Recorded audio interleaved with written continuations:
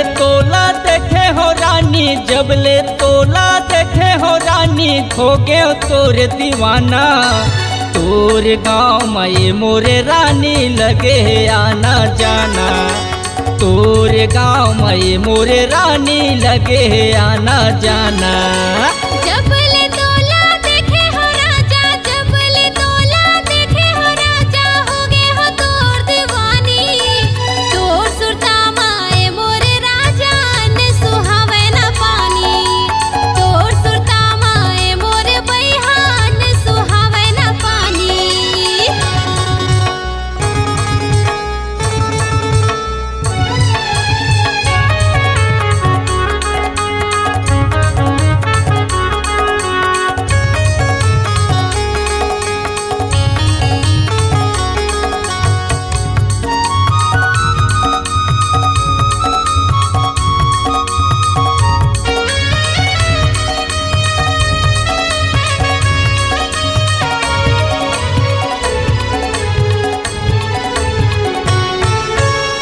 तोर मन होती चोरानी, साथी अपन बनाते, तोला साथी अपन बनाते, साथी अपन बनाते ओ रानी, साथी अपन बनाते, साथी अपन बनाते ओ रानी, साथी अपन बनाते।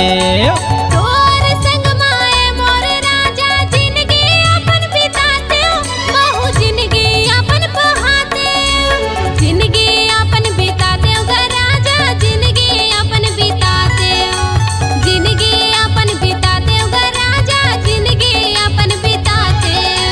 जब ले देखे हो तोला में भूरी, जब ले देखे हो तोला में पकली, हो गए तोरे दीवाना। तोर गाँव में मोरे भूरी लगे आना जाना, तोर गाँव में मोरे पकली लगे आना जाना।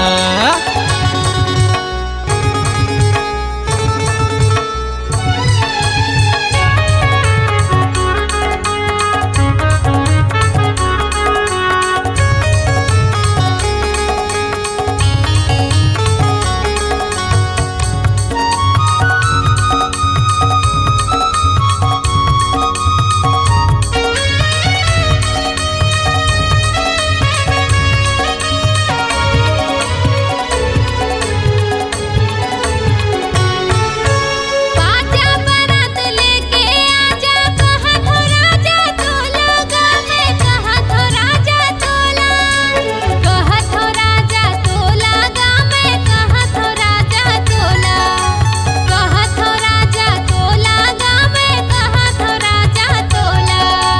भंवर परा के मोर संग में लेगहूँ रानी तोला, मैं लेगहूँ रानी तोला, लेगहूँ रानी तोला, वो मैं लेगहूँ रानी तोला, लेगहूँ रानी तोला, वो मैं लेगहूँ रानी तोला।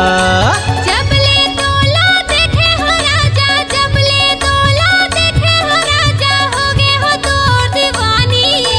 तोर सुरता माए मोरे राजा ने सुहावे ना पानी, तोर सुरता माए मोरे बहिहान ने सुहावे ना पानी।